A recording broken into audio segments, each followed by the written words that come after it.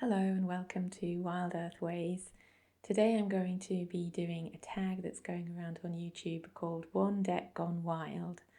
And this tag is a kind of deep dive into a favourite deck of your choice with lots of questions you can pick and choose from that were put together by a group of friends on a tarot Discord. So the deck that I'm going to be looking at is the Shadowscapes Tarot by Stephanie Pui-Mun Law. Here I've got my French copy, Le Tarot du Mondes Oniriques. It comes in this lovely box with a beautiful Queen of Swords on it. This is the pouch I keep it in, which is from Etsy, from a shop called The Happiest Medium. It doesn't come in this pouch.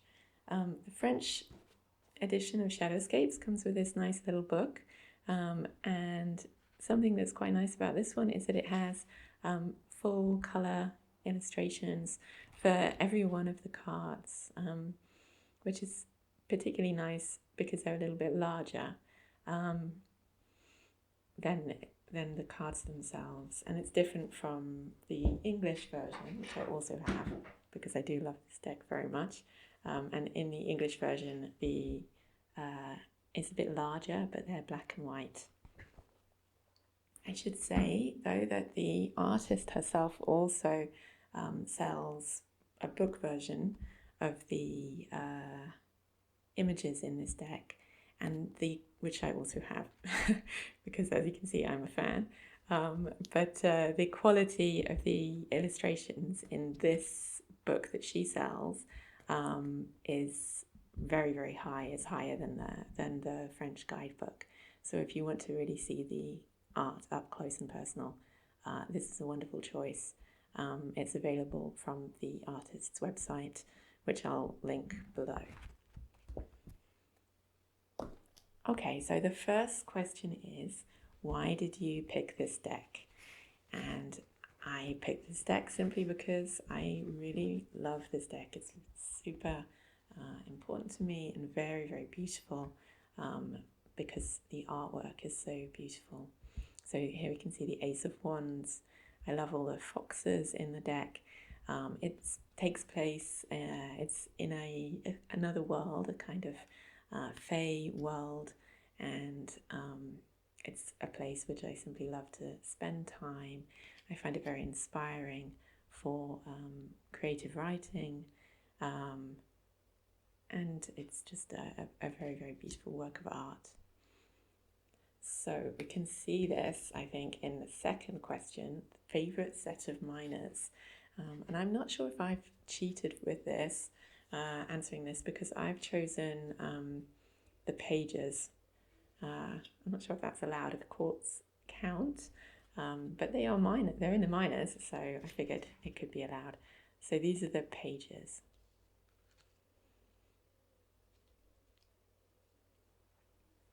And you can see the pages are all just incredibly beautiful images.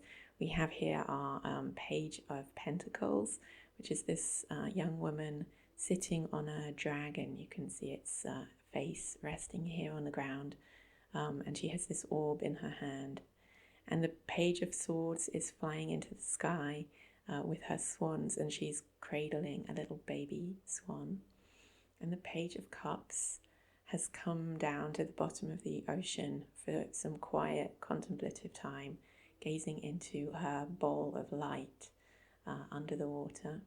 And here's our beautiful Page of Wands, who's playing her violin to the foxes of the forest and the tree spirits.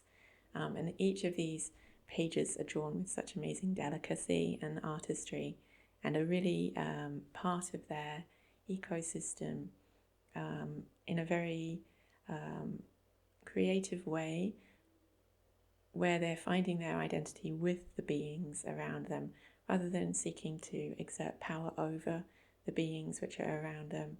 Although they do have power, each of these figures is learning to exercise their power with those beings and with the place around them, which I think is a really wonderful depiction of the pages. The second question is, what card reminds you to relax when it comes up? And I have chosen the Ten of Cups, which is a beautiful image of these two figures intertwined in the water. And it is an amazing image of union and harmony and of being held and holding another. And I think it's an image of sort of relaxing into gratitude and love for everything that we have in our lives, whether that's a relationship or whether it's simply how we are held by Mother Earth. So the Ten of Cups is my card to remind me to relax.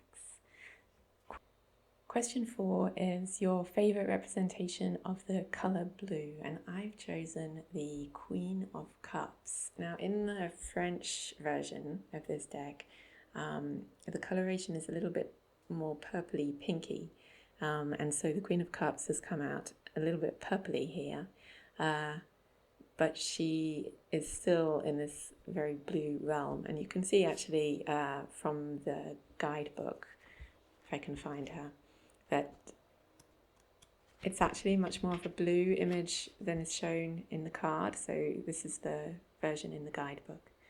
And the Queen of Cups in this deck is a personification of creative imagination and poetry.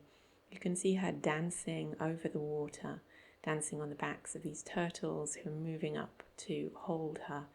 I find this incredibly beautiful image with these stones behind her as well and these kind of stars in the light, and it shows this movement of energy all around her and how she's learned to move in harmony with that energy, which is shown in the blue, like the water of the ocean and of the sky coming to meet one another in this image. So the next question is your favourite representation of a card of your choice. And the card that I have chosen is the Lovers. Lift it up so you can see it more clearly. Here they are. This whole deck has a very romantic feel, I think, and this Lovers image is particularly romantic, the way they're leaning into one another. And the thing that I particularly like about this representation of the Lovers is I don't know if this is just in my imagination, but I feel like Stephanie Pui-Mun Law was telling a story in her Lovers card, because it seems to me that they are the sun and the world. So they're not dressed exactly the same, but they seem similar enough for me to imagine that they are the same. And it makes sense to me that the sun and the world are lovers. Obviously the sun is always bringing its energy to the world and bringing the world to life. And I feel like that's what we can see here with these two figures in the Lovers card. Another place in which we see a story being told, I think, is in the Star card and in the Devil card. So in the Devil card, there's this naked, white-haired woman who is trapped, and it's quite a disturbing card, but she does seem to be able to free herself if she chose. Obviously the key is right there, and the cord that binds her is very flimsy. And it seems to me that it's the same figure in the Star card, and that here she has freed herself and is now bringing her graceful, creative, generous energy into the world. So I do like that representation of the Star card. So the next question I chose to answer is a favourite animal that is represented. And for this I had to go with the foxes. So I'll see if I can find some good foxes on the deck. Here's one. This is the Ace of Wands. You can see in this card actually what I was talking about, that kind of pinkish reddish coloration that's in the French deck, and it's less so in the English deck.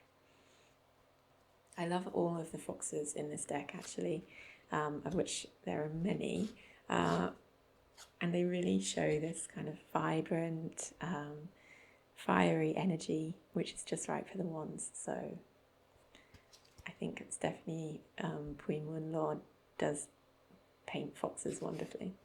So the next question I thought about was this question, if you were to make a meal for the deck, what meal would you make? And I was thinking about this image of a woman picking peaches and apples, and really I feel like this deck, they're like, the people in this deck, they are people, maybe they're not really people.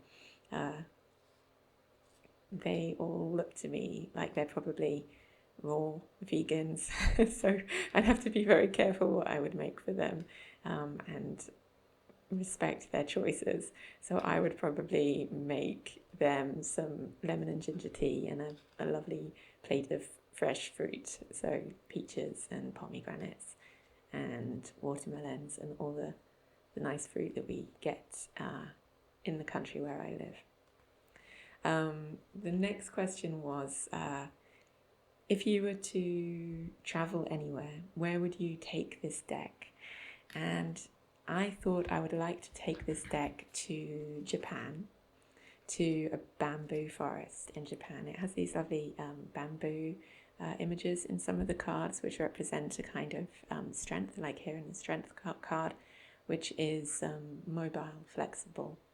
And I think that the deck would enjoy visiting a Japanese bamboo forest and maybe some fox shrines to Inari in Japan. I would love to do that. That's somewhere I'd love to go anyway. I've never been to Japan. So I would love to take this deck to Japan. And the next question was, where would the deck want to go? And I'll just flip through it as I answer. I think this deck wants to go to our dreams and imagination. It wants to be in our dreams. Rather than any physical place, it's a kind of another world alongside our world that it's weaving and creating and wants to take us into. So the next question, similarly, that I thought to answer was, if the deck could have one superpower, what would it be? And I think this deck would certainly want to be able to create illusions. Maybe it can, maybe that is its superpower, that it would create illusions that you can live inside. Quite a sinister superpower in some movies. But this is kind of like a Japanese kitsune superpower, the ability to create illusions that feel real, false worlds. The next question that I'm answering is, what card would be your pet? And this is very difficult to answer because there are a lot of amazing animals in this deck, which I would love to have as a pet. But I thought of this card, the King of Swords, because he has this very cool owl and ravens, which would be pretty awesome to have as a pet, but I think I'm probably not that cool, and that my pet is much more suitably this little cat. So actually I do have cats, and this makes me think of my little cats. And I love this card of the Three of Wands, where the woman is looking out across the bridge. And in the guidebook it tells a story that these wands have been left by travellers who came this far and no further, but it's actually only by stepping out with faith that the bridge or the way is made. And so the question is now whether this woman is going to continue walking, and the bridge will form beneath her as she steps forwards up this valley.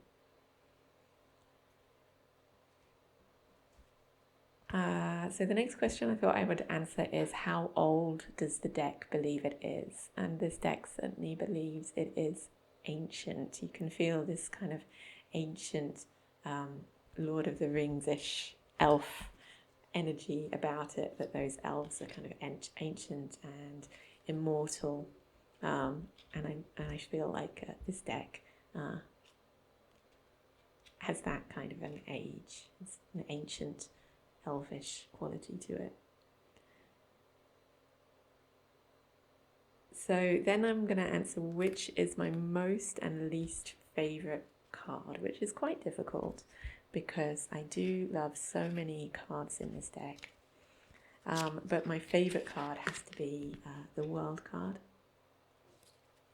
I absolutely adore this image of a woman holding the globe, and you have a feeling like she's holding the whole world in this bower of birds and leaves, and with this kind of loving energy. So she, for me, feels like a kind of Gaia figure. There's this amazing cosmic view in the background as well, with this moon perhaps in the background. And she's holding it with such kind of tenderness and gratitude. I feel like this world card is really very special. So it's very easy for me to find favourite cards from this deck. It's much harder to find a least favourite card. The other part of this question rather. So I did choose one. I chose this 8 of Pentacles, which shows a spider in a spider web. I do appreciate why the artist chose this image to show artistry and craftsmanship, which obviously the spider is an amazing example of, and how we can look to the natural world to see the most amazing skill and creativity that we're going to find. However, I don't have a problem with spiders. I quite like spiders, and in my house when I find little jumping spiders around, I let them stay because I know it's important that they catch the flies and so on, and they're harmless. But I don't like the image of the spider web as the image for the 8 of Pentacles, simply because the spider web is a tool designed to kill. It creates death. It's a trap. And yeah, it does have these lovely little kind of light orbs in it, in this image. But for me, I don't know. I feel like it's just a bit sinister. The poor little flies are going to get tangled up in there and die horribly. So, I don't really care for this image. Although I do think that it's beautiful as a work of art. I love these greens and blues and purples and these lights. She has created something very beautiful. I don't know if I'm wrong. After all, it's important for the ecosystem that the spider catches the flies. But I'm not a big fan of the web as an image for artistry when we're talking about spiders rather than human weavers, for example. So that's my least favourite card, I suppose. A card that I feel gives a unique spin on my regular interpretation of the card. I did already talk about the Star and the Lovers, but I've chosen here the Page of Swords.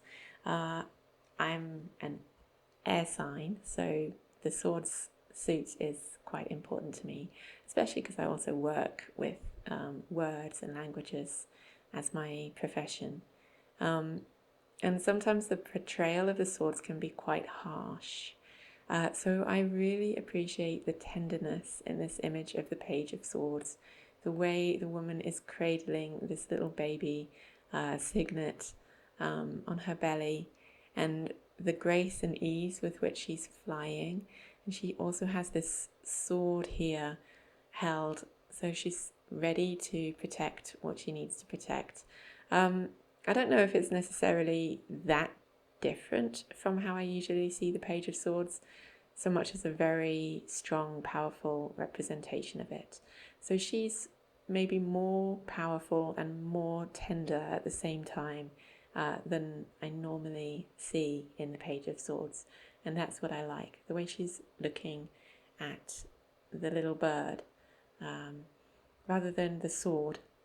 or rather than thinking about herself, she's thinking about this little creature that she wants to protect. I also really enjoy the swans in this image. I think swans are a really a good choice for the sword suit. I know other decks also use swans in the swords. Because of their long throats, we have this association with speech and communication and expression, even though the swan in nature is not a very communicative bird. But I think they have this connection with communication, which is very effective.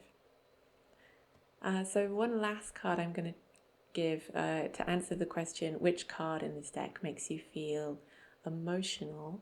Really, I could pick many cards, but one I haven't spoken about yet is this one, the Fool card. So the Fool card in this deck makes me feel happy.